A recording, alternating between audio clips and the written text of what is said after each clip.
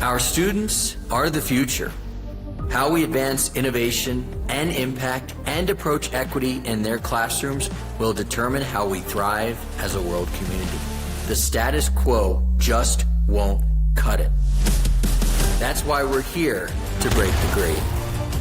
Hello, breakers and difference makers. I'm Josh Chernikoff, host of How I Broke That. I'm a two-time entrepreneur in the education space, and I've successfully exited both of those companies. I've experienced my fair share of breaks in my life, and I'm here to bring my signature approach to my new show, Breaking the Grade. I'm embarking on this special journey alongside my good friend and mentor, John Gamba, Director of Innovative Programs and Entrepreneur in Residence at Penn GSE.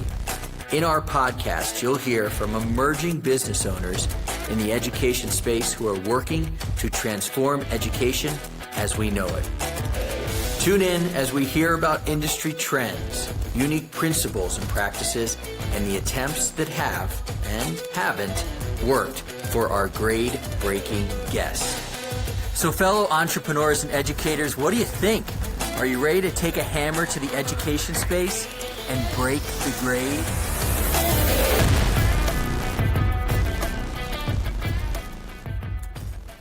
Welcome to another episode of Breaking the Grade.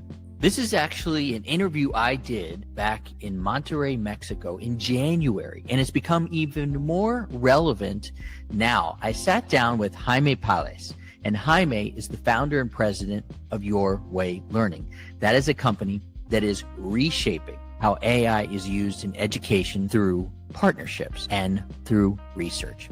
I also was joined by Michael Golden from the University of Pennsylvania's Graduate School of Education. And Michael is the Vice Dean of Innovative Programs and Partnerships. Both great guys. Fast forward to today, Jaime and his team have raised $9 million. And that kind of momentum, it doesn't just happen. It's the result of building with clarity, building with credibility, and building with the right partnerships.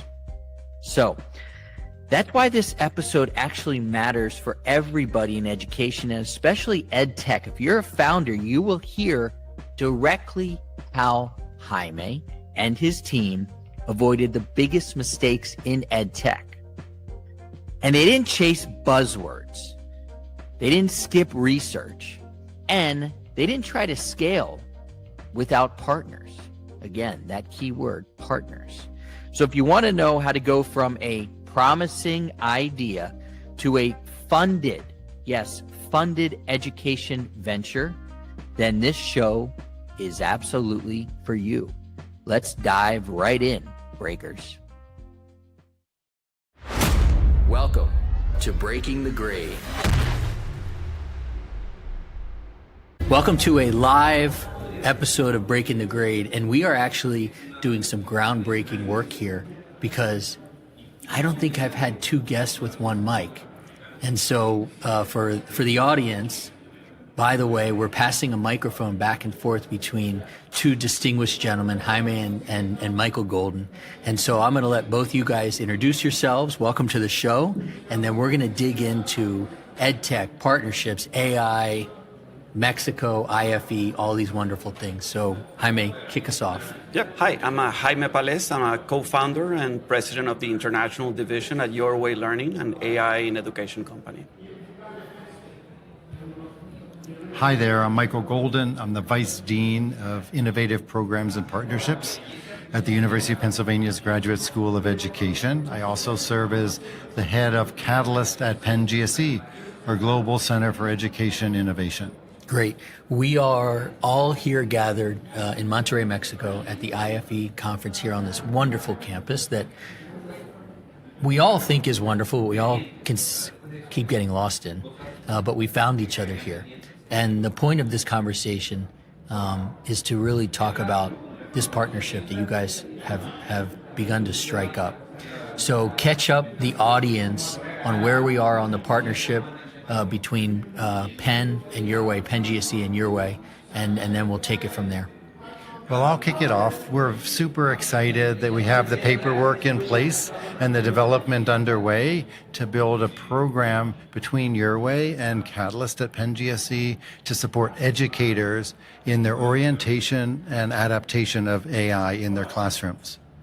We're excited because, as we know from the news and you see everywhere you go, AI is a new buzzword, and we want to make sure educators are prepared to understand what's being asked of them, what opportunities exist, where they have to be cautious, what concepts and policies and governance they have to keep in mind, and how they can be ready to not only support their classroom students, but also their own operational efficiencies. Yeah. Michael said it, and I want you to respond to the word that he used, because we touched on this earlier, this idea that, is AI a buzzword? And how do you feel about the proliferation of the word, and you're trying to deliver something and people are just tossing this word around, AI? Yeah, AI is definitely a buzzword. Yeah. And it's going to be for a while. And to a certain degree that even, I'm just going to be very honest with you, when we started YourWay, we spelled it YourWay with AI at the end instead of AY at the end, because we thought it was going to be attractive, because we knew it was going to become a buzzword. However, what I'm really concerned about is that we have the opportunity of redefining learning with the help of AI if we really approach this technology with intention, with research, with really also experience of how did we approach EdTech in the past? Yeah. What were the pitfalls of EdTech integration in the past? And we don't want to repeat those mistakes. So we want to turn AI from a buzzword to something that is taken seriously, that is taken with intention and coherence in transforming learning. You have been in EdTech for, let's just say, a while. Have you ever seen anything like this in terms of AI and its entrance into EdTech? I've never seen any technology that has the potential that AI has. Like Bill Gates said a few months ago, AI is the technology that human beings have built that has no limits. It's limitless. So when we had tech in the past, and there was machine learning, and there were adaptive software, they were really specific and needed to be specialized. And tech was used to basically replace things that were more traditional. Okay. If you see the integration of technology in education in most countries in the world, in most classrooms, they didn't get to a point of redefining learning because it was hard. It was another thing that teachers needed to do, and teachers don't have time. Right. And it needed a lot of professional development. AI is a little bit different, that AI is very easy to use. And then it does things for personalized learning, for example, that would never be possible before. So I'm very excited about AI and the potential. Michael, I'm going to ask you really basically the same question, but from the seat that you sit in. And I mean, you get to see so many fascinating ideas and people from the position that you're in. So same question. Have you ever seen anything like this in education with AI coming on? You know, Josh, I don't think we've ever seen a technology with the adoption rate that AI, ChatGPT, for example, in November 2022, and that hockey stick growth. I don't think we've ever seen that in any technology in any field, let alone in education. Certainly, we're very interested in this notion of how and what can be different, and at the same time, very conscious of the fact that technology, AI in particular, is a tool, and it shouldn't ever be the goal, but rather something that we leverage and deploy in order of some greater goal, which we would say, and as Jaime said, very much about personalizing learning, creating competency-based pathways, giving tools and supports to teachers in new ways that they never had the chance to do. A very, very quick learning curve of coming down and being able to adopt it. With YourWay, very clear pedagogical approaches that can support them in building their own assets and lesson plans and solutions, and building those into proven research-based approaches for efficacy and change in impact for teaching and learning. So we're excited about all those things, and we're also cautious because we're figuring out how to build and know the right amount of professional learning required. In fact, I was just in a meeting here at Tech Monterrey talking with folks who wondered whether every single classroom teacher now has to be a large language model computational science scholar in order to run their classrooms. And we know that's not the case, but we still have to decide how much do they need to know and how much do we leave to the learning scientists and the engineers, and how much do we have to put in the hands of teachers or their school leaders, or ultimately and hopefully in the hands of students in a student-centered way. Let's take a step back from the AI conversation. I just want to, for our audience out there who mainly are founders and entrepreneurs and CEOs in the education space, and who know a lot about the Milk and Penn GSE competition, and I think they would be really interested to understand what you saw in YourWay, what you look for in a partnership with a company like YourWay. What did they prove to you in the short term, long term, to be able to get to this place? From the start in our conversations with YourWay, it was very clear that they started with a basis of research and clear research opportunities and research questions that they wanted to address. And that everything was built from what they learned from their experiences with practitioners, and the ability to base that on foundational and fundamental research, as well as evaluating its effectiveness in the classroom. So we're very conscious with all of our entrepreneurs, and as you said, in the 16th year of the Milk and Penn GSE business plan competition that's going on now, get your application in by February 19th, is that we're seeing amazing solutions that are coming up, but sometimes they're not based on research. And sometimes they don't have the opportunity or the experience to know they have to pilot in some way, even if it's a minimum viable product, in classrooms or in the administrative office or on the buses or in homes, wherever their solution is going to be based.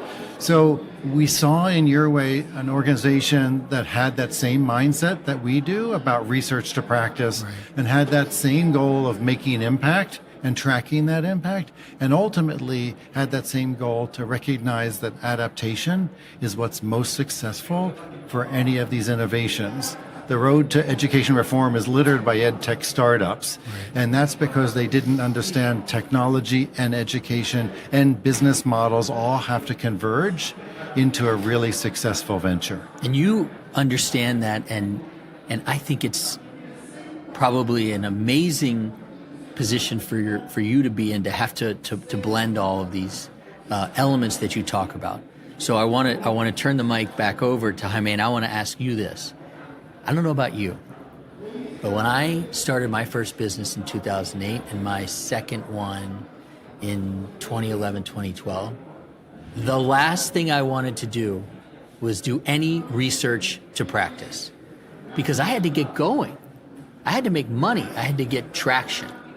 So kudos to you for recognizing that research to practice. What are the downsides to that that you experienced? Yeah, I don't want to seem like, as a co-founder, that I had a crystal ball.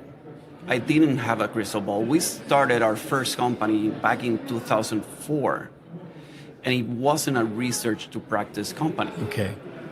And part of the company was direct to student tutoring, and another part it was professional development for teachers. And we created this professional development model, and we deployed it, and we had great reviews from teachers everywhere. But then when we went a few months later to classrooms to see the impact, it wasn't there. So we were saying, well, we delivered an amazing workshop. Everyone loved it. What's going on? Why this hasn't translated to different or better practice?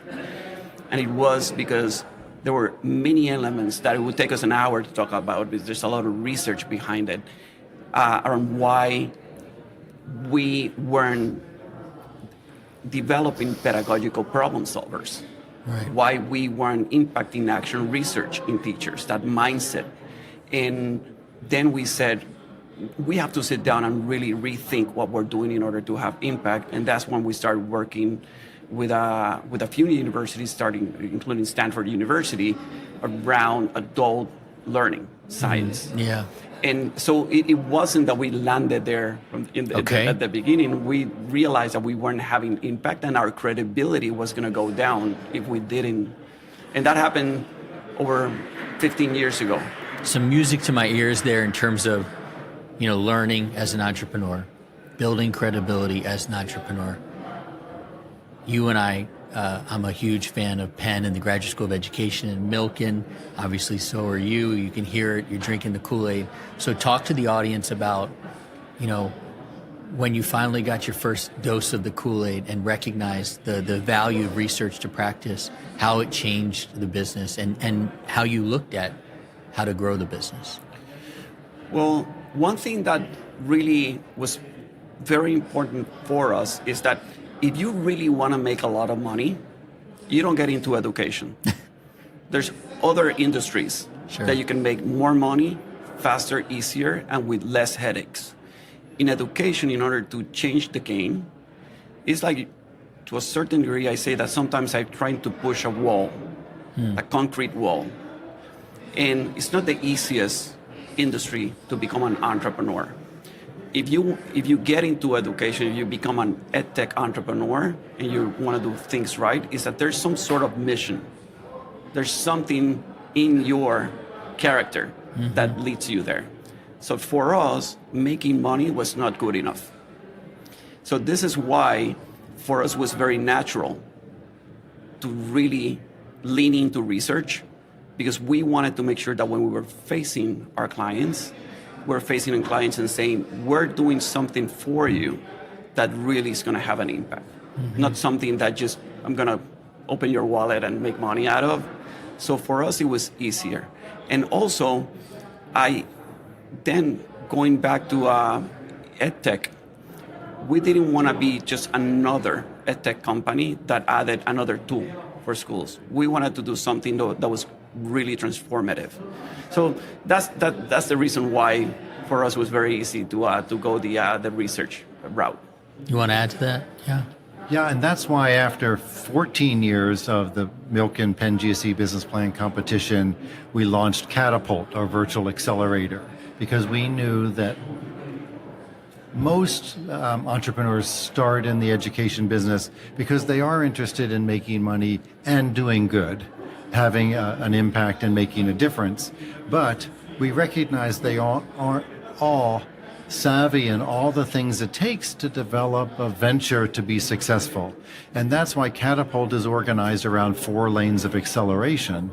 You have to focus on leadership, you have to focus on the market and product and finance, and all of those journeys have waypoints and milestones that you have to accomplish, that you have to build competency in, and you have to build capacity around in order to be able to be successful. Understanding how to sell into the marketplace, knowing what type of venture legal organization you want, where is your funding coming from, what's your value proposition or business model, what's your minimum viable product to test that key element of your mission. And if we don't get all those things in a venture, then they do end up not succeeding as well as they might. So that's why we partnered and connected Catapult and the Milk and Penn GSE Business Plan competition. And I think we're finding with partners like YourWay, they're informing that journey and building a community of others who are on that journey together, but also informing our work, informing, as you asked before, of the hundreds and hundreds of applications we get for that competition, of the thousands of ventures we see around the globe every year, and of all the, multiples of businesses or practitioners or universities or other schools we could partner with or technology companies, etc. We find that you have to have that same mindset and that's that kindred spirit, but also the ability to work across all of those different lanes of acceleration to get your venture able to hit the market, succeed in the marketplace, and then grow to be scalable and sustainable. So I believe you're the only doctor sitting at this table. So I'm going to ask you a question like you are a doctor. If you have a bad neck, I can't be your help. I don't, and you can answer this one. I'm telling you. What does Jaime have other than the support of Penn, other than the mindset? What do the entrepreneurs in our audience have to have? What do you see? Because you've seen so many entrepreneurs. Like, what do you have to have inside of you to be successful as an entrepreneur? Because I believe, and I had it happen to me yesterday, I went from the penthouse to the outhouse in a matter of minutes running my business. What do people have to have in their DNA to be successful? You see entrepreneurs all the time. Well, there are quite a few things. I'll give you the couple that come to mind first. One is you have to have persistence. You can't accept no as an answer, and you just have to understand why you're getting no as an answer, or why you're not getting that meeting, or why somebody's not answering your call, or why and how you can make your product better. And there are 100 things that happen in a day that could derail you, but great entrepreneurs stick with it.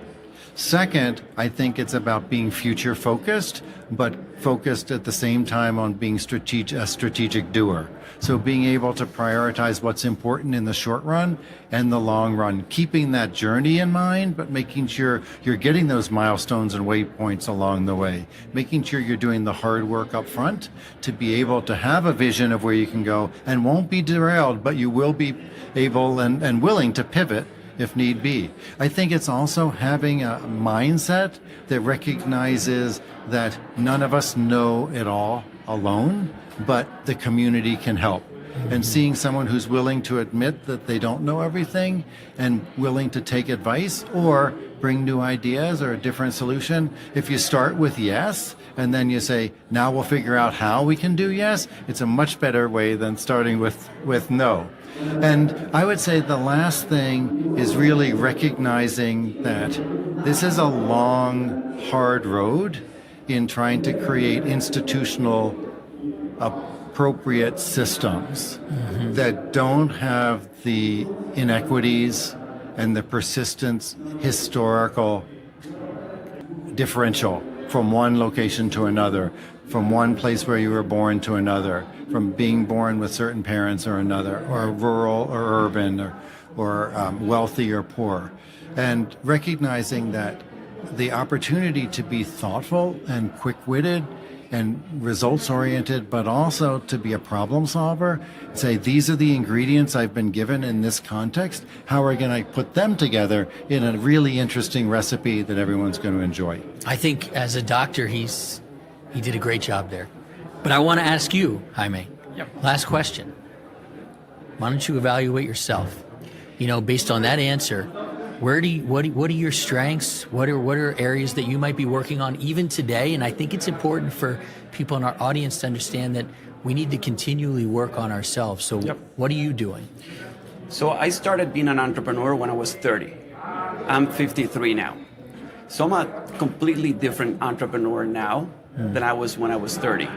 When I was 30, there was a lot of ego in the mix, some aspirations of titles at some point were important. Even the approach and seeing what entrepreneurship and being an entrepreneur should be. Now at 53, I always like to say that I like to leave the ego at the door. Yeah. And for me, I've become more reflective of my strengths and the areas in which I need to continue growing, and be open to bring to the table team members and collaborators that are better than I am. Yeah. For example, a big step that we made this year was that we knew that we were tackling the US and international, and Jason Green, the other co-founder, and myself were three co-founders and the president of the US operations, and I needed to focus on the US operations and international operations, and we needed to bring someone as a CEO to basically integrate and take care of the things that we didn't have time to take care of, and bring expertise in growing a startup or a young company to become really a big company. Maybe in my 30s, I would say, no, I'm going to be the CEO forever. Right. Now we were more humble and more reflective and more open to collaborate and to understand where we're good at and the things that we need to get help. Well, listen, guys, I am not a doctor. I don't have a crystal ball, but I'm pretty good at listening. And listening to you guys talk, there's a lot of really interesting ways that you guys will work together. And so I'm excited to see how this partnership goes. I'll be riding shotgun or sitting in the back, depending on who's driving the bus, because I think you got great people on this bus. And so I appreciate you guys taking the time, and only wish you guys the best. And we'll make sure our audience is following the Milk and Penn GSE Business Plan Competition, February 16th. 19th. Might as well be done on the 16th. Why wait till the 19th? Earlier the better. And we'll follow your way. So thank you guys for joining.